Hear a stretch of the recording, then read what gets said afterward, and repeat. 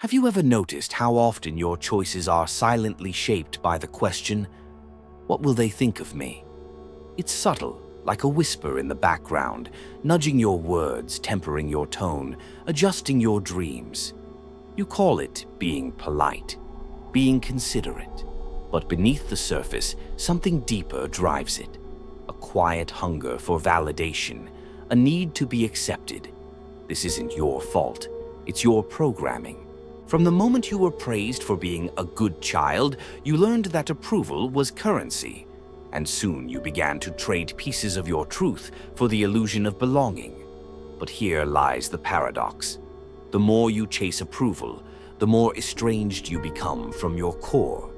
You start living as a polished version of yourself, a persona sculpted for others' comfort. And that persona becomes a prison. Carl Jung saw this with rare clarity. He warned that living to please is the fastest route to inner disintegration, that until you stop outsourcing your self-worth, you will remain a stranger to your own power. What you're about to explore isn't easy. It requires something most people never dare to offer, your honesty. But if you're tired of performance, if you've begun to suspect that the real you is buried beneath layers of pleasing and pretending, then keep watching. Because everything changes when you stop needing their applause. From the earliest moments of awareness, a child begins to absorb the rules of belonging, not through words, but through subtle cues, smiles for compliance, frowns for rebellion. Approval becomes the first currency of social life, long before we learn its price. This isn't taught in school, it's etched into behavior. When you're praised for sharing, you learn that kindness earns affection. When you're punished for defiance, you conclude that resistance brings isolation.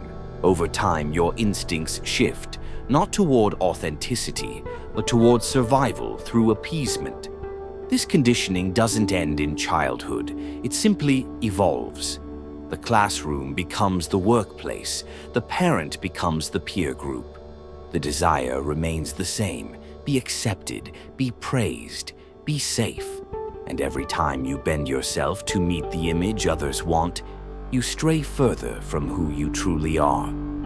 The issue is not approval itself. There is nothing inherently wrong with being liked. The real danger lies in when your identity becomes dependent on it. When your worth hinges on others' reactions, you've handed them the reins to your internal compass. Many live entire lives in this state, calling it politeness, professionalism, or being easy to get along with. But beneath that socially rewarded surface lies a forfeiture of truth. You begin to second-guess your instincts. You measure your self-expression against the imagined responses of others. You silence what's real, all to maintain the illusion of harmony. Carl Jung understood this phenomenon as a fundamental fracture between the true self and the adapted self. When you constantly seek affirmation, you live through the projections of others rather than your own values. It's a slow erosion of soul, where each compromise chips away at the foundation of who you are. What makes this cycle so hard to detect is that it's often praised. Society celebrates those who please, who fit in, who never make things uncomfortable. But what is rarely acknowledged is the cost of this conformity. To be socially acceptable, you must suppress what is personal, and in doing so, you trade your freedom for a seat at the table. The worst part, you begin to confuse the mask for the man. You believe you are the agreeable version of yourself that the world applauds, forgetting that beneath it is someone with needs, instincts, and fire that rarely sees daylight. To begin dismantling this addiction, you must first trace it back to its origin. Ask yourself, when did I first feel that being myself wasn't enough? What moments taught me that love must be earned through performance? The answers won't be pleasant, but they will be liberating, because once you see the origin of the pattern, you begin to reclaim the power to break it. And the moment you stop needing to be approved is the moment you begin to breathe as yourself for the first time. The quest for approval does not emerge randomly. It often traces the outlines of your psychological architecture, the basic lens through which you experience the world. Carl Jung didn't merely catalog human behavior, he mapped it.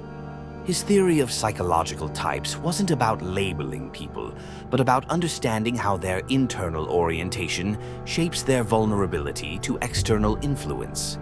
Are you someone who naturally tunes in to the emotions around you? Do you sense tension before a word is spoken?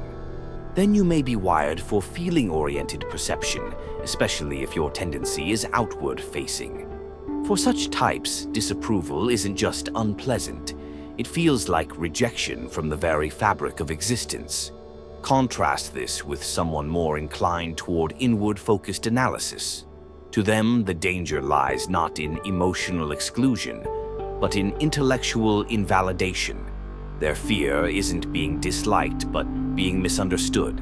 And so, even their boldest ideas often remain unspoken, concealed under layers of self-editing. This matters because knowing your type reveals how approval-seeking manifests. It's not about eliminating the pattern outright, it's about becoming aware of the specific trap you are most likely to fall into. And it is in this awareness that freedom begins. Jung described the psychological functions, thinking, feeling, sensing, intuition, as pairs that often operate unconsciously. If your dominant trait is thinking, your feelings might become distorted or ignored. If you lead with feeling, your reasoning may become shaped by emotional tides. Either way, when you are unaware of your default lens, you remain at its mercy. When it comes to approval, the danger lies in letting your primary function run unchallenged. A person dominated by extroverted feeling might always align with group consensus, even when it contradicts their core beliefs. Meanwhile, someone leaning on introverted thinking might self-censor constantly, terrified of intellectual humiliation. What Jung offers is not an excuse, but a strategy. By identifying your psychological type, you gain insight into your default defense mechanism. You see how the need for approval piggybacks on your temperament, and with this insight comes the ability to act with greater intention. Once you see how your mind is structured, you can start building an inner framework that isn't reactive but rooted, one that withstands the shifting winds of social feedback, one that knows how to listen but also how to stand firm. This is not the absence of sensitivity, it is its refinement. You don't become free by becoming impervious, you become free by becoming aware. And through that awareness, you begin to separate your authentic voice from the noise of approval. Every day you wear a face the world has come to expect. It smiles when appropriate, agrees when necessary, and rarely says what it truly thinks. Over time, this face becomes not just a social convenience, but a psychological identity. And therein lies the danger. Jung named this social face the persona, a necessary construct, but a dangerous one if taken too literally. The persona allows us to participate in society. It is the version of you that attends meetings, makes small talk, sends emails. It smooths over the rough edges of instinct. It knows when to stay silent. It is a costume worn for function. But what happens when you forget it's a costume? The moment you believe the persona is your true self, you become its prisoner.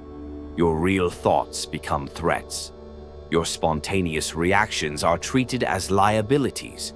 You begin to fear your own authenticity because it threatens the stability of the image you've worked so hard to maintain. This is where the approval addiction tightens its grip. Because the persona is not formed by your needs, it's formed by what others demand. The more approval you seek, the more you polish the mask. The more you polish the mask, the less you remember your face. This isn't about pretending to be someone else consciously. It's far more insidious. It's when you forget you are pretending at all.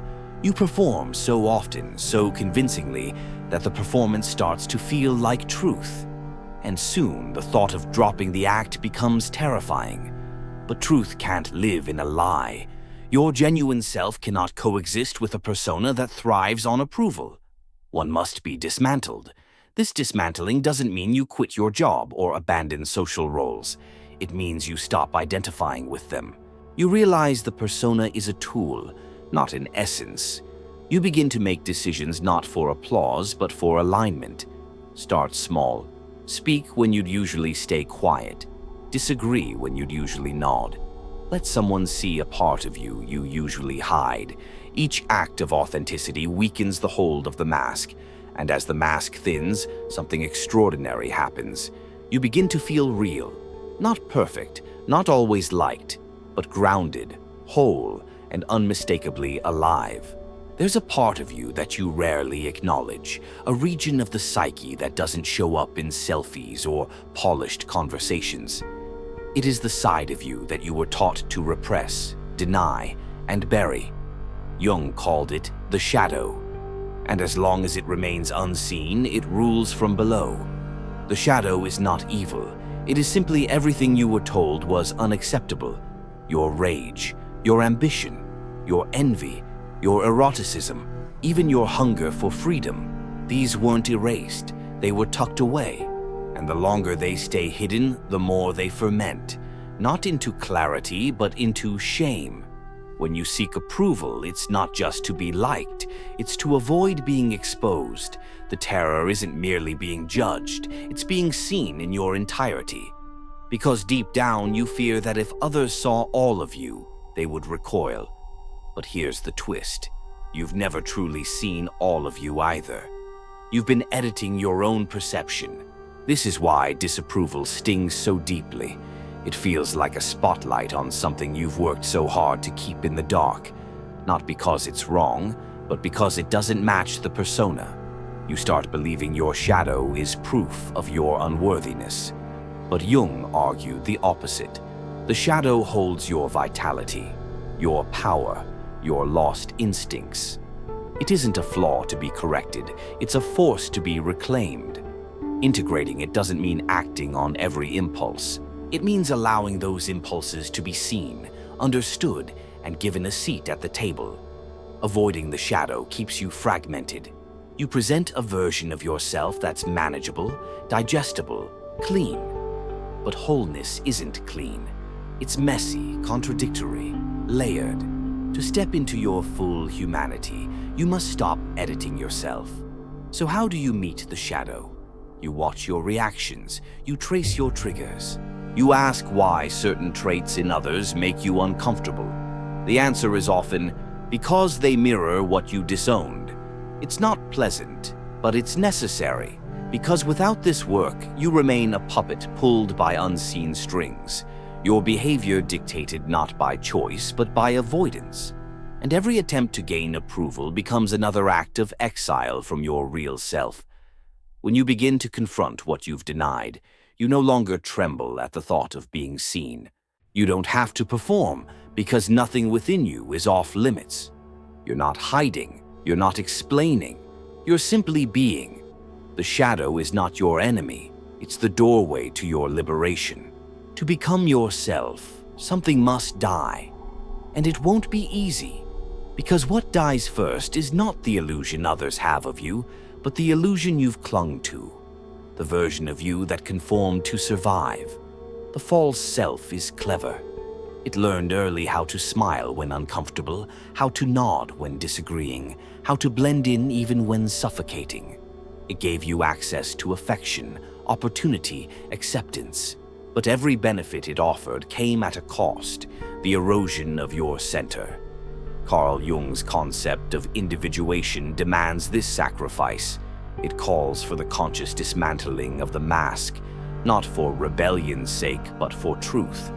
And truth cannot be worn like a costume. It must be lived. Reclaiming wholeness doesn't mean becoming wild or erratic. It means becoming real.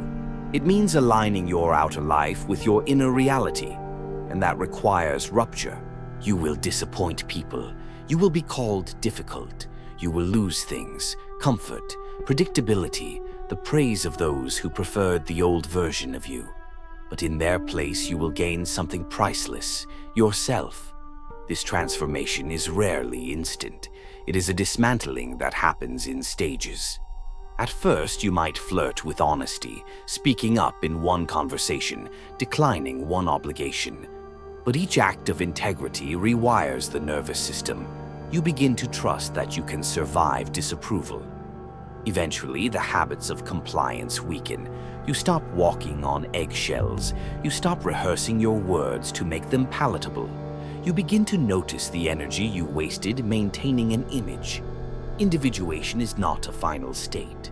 It is a rhythm, a repeated act of returning to yourself, especially when it would be easier not to. It is saying no without guilt, saying yes without fear, and living a life that reflects your soul, not society's script. The death of the false self is painful, but it is the price of resurrection. Carl Jung didn't just write about these principles, he lived them. His break from Sigmund Freud wasn't a polite divergence. It was a psychological earthquake, a public departure from the man who had once been his mentor, his intellectual father. Freud offered more than recognition. He offered legacy, status, community, but he also demanded alignment. When Jung began exploring ideas that challenged Freud's framework, archetypes, the collective unconscious, the spiritual dimension of the psyche, he was warned. Stay in line or be cast out. Jung chose exile, not because he didn't fear the consequences, but because truth demanded it. To maintain Freud's approval would have meant suppressing his evolving vision.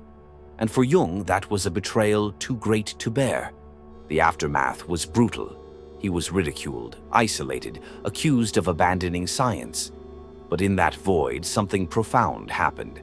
He descended into his own unconscious. He documented dreams, symbols, visions.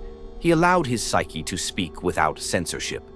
Out of that descent emerged a body of work that redefined modern psychology, not because it was safe, but because it was true. Jung's story isn't unique in its structure. At some point, every person who seeks authenticity will face their version of the Freud-Jung split. You will be asked to choose approval or alignment, belonging or becoming. There is no painless option. But if you seek to live honestly, the path is clear. You must leave behind the safety of validation and follow the call within, not as an act of rebellion, but as an act of fidelity to yourself. And in that fidelity, you might lose the world, but you gain a soul. The theory is compelling. The stories are inspiring. But the real challenge lies in practice. How do you live without depending on approval in a world that rewards performance? It starts with one question. What am I doing right now to be liked? This question isn't an accusation, it's a compass. When asked honestly, it reveals where you are bending out of habit rather than conviction. And awareness is the first break in the chain. Living authentically doesn't require perfection. It requires presence. You won't get it right every time. There will be moments when you slip back into people-pleasing, when the temptation to smooth the edges returns. That's not failure, that's the process. Set small challenges. Say what you mean in one conversation. Decline one invitation that doesn't resonate. Express one unpopular opinion without softening it. These are not grand gestures. They are acts of reclamation. Each day ask yourself, did I choose me today? Not in defiance, but in honesty. Over time, something shifts. The applause starts to matter less. You stop scanning the room for reactions. You begin to feel grounded, not in how you're seen, but in who you are. And perhaps the most surprising discovery is this. When you no longer depend on being liked, you become more lovable. Not because you are agreeable, but because you are real. Authenticity isn't a pose, it's a return, and it's available in every moment to anyone willing to trade comfort for truth. This journey doesn't end with insight, it begins with it. You now understand that the search for approval wasn't about love, it was about safety. It wasn't authenticity, it was survival. But the cost has been immense. A self half-lived, a voice half-heard, a soul kept on mute. Freedom demands sacrifice, not of your integrity, but of your illusions. The illusion that you must be agreeable to be loved, that rejection equals failure, that your worth is something to be earned from the outside. Carl Jung didn't offer comfort, he offered transformation. He showed that true individuation begins when you stop playing roles and start confronting what's buried beneath the mask. This is not a one-time decision. The world will always tempt you to retreat into the familiar warmth of approval. But each time you choose your truth over their comfort, your soul expands. Let the world misunderstand you. Let them disapprove. That's none of your business anymore. Your only task now is to become who you were before the world taught you to be someone else. And if you're brave enough to walk that path, even alone, then you're already free.